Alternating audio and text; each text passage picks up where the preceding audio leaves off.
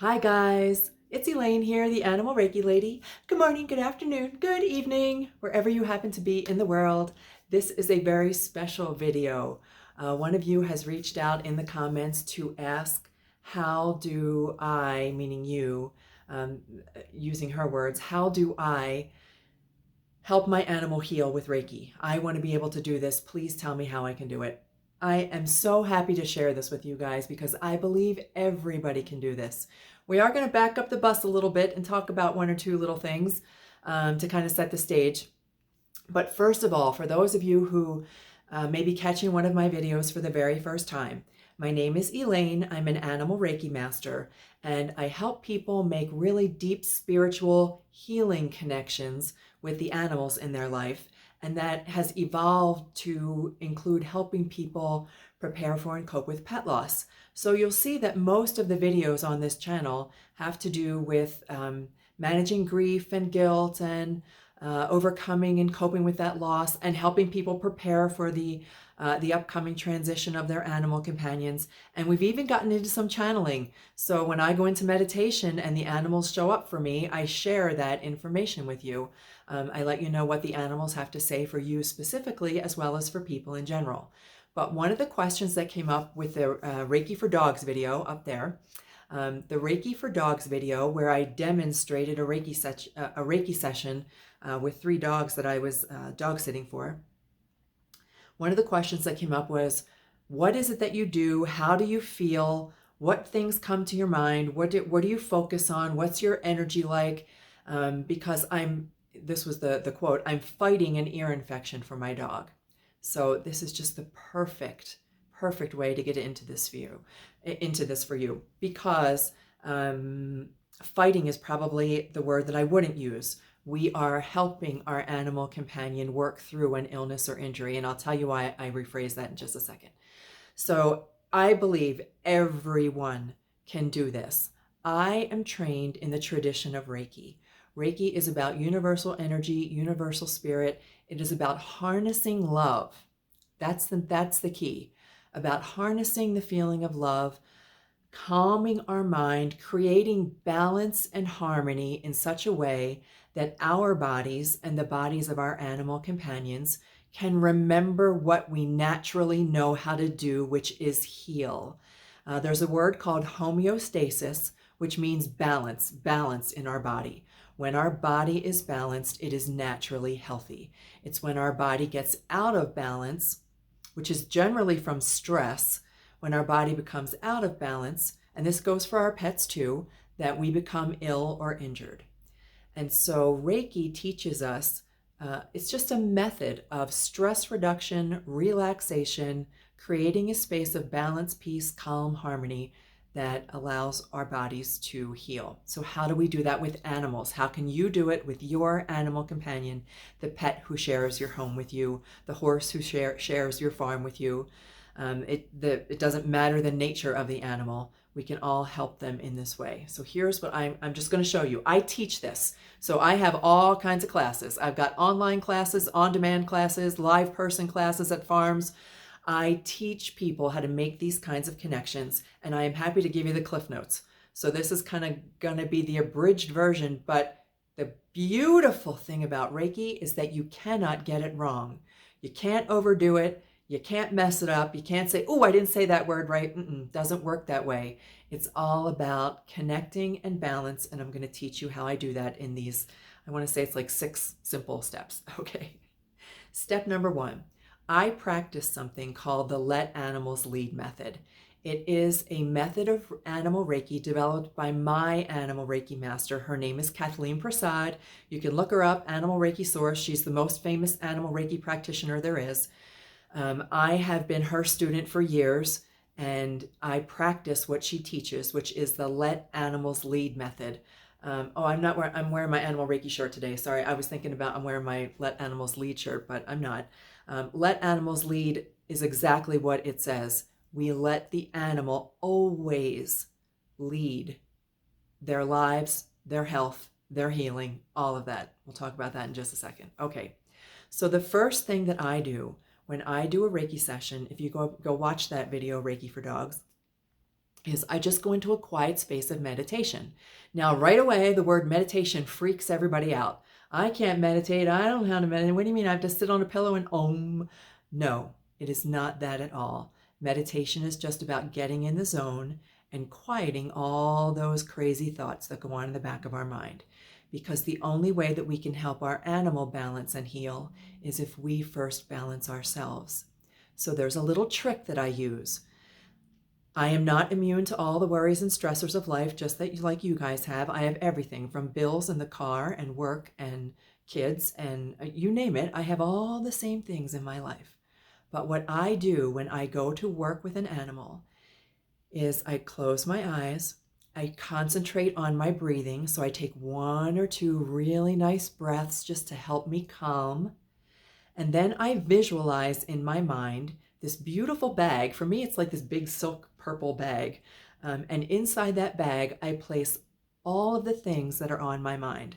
Whatever's worrying me, whatever things I got going on, whatever things I think would stop me from being present, I visualize I'm placing them in this bag. I pull the drawstring tight on the bag, and I momentarily, just for the moment, I go ahead and set that bag visually under a little tree. And I ask that tree just to hang on to those for me. I'll come back for them later. But for right now, if you would just keep an eye on them, it'll help me concentrate. And that is my number one trick for helping quiet that chattery mind that goes on all the time. Everything from did I leave the milk out to what's the dog getting into today? Whatever. We can leave all that stuff behind, put it in the bag. You can come back and get it from under your tree anytime you choose to, or not. Some days it feels really good just to leave them hanging out there. Anyhow, that's my number one trick for quieting your mind, because it's those worries that really get to us. So the first and foremost principle of Reiki is do not worry. Just for today, do not worry. And by setting them in a bag, that helps us not to worry. The next thing that I focus on is there is nothing for me to fix. I don't focus on having to fix anything, no matter what my eyes tell me, no what my little pea brain tells me. There is nothing I need to fix. My animal companion is perfect just the way they are, and they know what to do to help themselves heal. And I see them as whole. I always picture them as perfectly whole. Even I've talked about Jake before. He was one of my little rehab foster dogs. Who had his arm amputated. I always, in my mind, pictured him as whole. I didn't picture him as anything other than healed. And it was beautiful to watch him eventually get up and walk. So picture them as whole. There's no need to fix anything. And here's the thing, Reiki is universal energy. It's universal spirit. It is love, pure, positive love. It will always go where it needs to go. You do not need to even know or diagnose or understand what the problem is. All you need to do is open a space of peace and calm and balance and health. I picture perfect health for the animals that I work with. And then I have no expectations. This is the hardest pill for all of us to swallow. Most of us get to that place where we're like, yes, my animal is perfect just the way they are. He or she is just perfect, and I can see them so clearly in my mind as whole and healed. The part that is the hard pill for us to swallow is that every single animal is on their own journey. Every animal has a journey of their own, a life of their own, preferences of their own. And for us to let go of the control is where it becomes really hard. Instead of thinking about controlling and fixing the situation, focus on support. You are here as a support for your animal companion. And in my mind, you do this, please do it. And then write it down on a piece of paper. In my mind, I will sometimes ask my animal companion or my animal client, what is it that I can do for you? Tell me, show me how I can support you. And whatever comes into my mind, right away, I write it down. I trust that they are wanting to share this information for me, that they are looking for this partnership, this collaboration, and that together we can both be healed, because they are amazing healers and teachers in their own right. So back to the hard pill. As part of their own journey, The word healing carries a little bit of baggage, and I want you to be aware of this, that healing takes several different forms. Healing can be complete recovery from whatever illness or injury that your animal companion is going through. It can mean learning to live comfortably, such as with a chronic situation, learning to live comfortably with whatever that physical condition may be, or, and this is especially true for older animals approaching end of life, and animals that are terminally ill, they may choose to use the healing energy of Reiki to transition.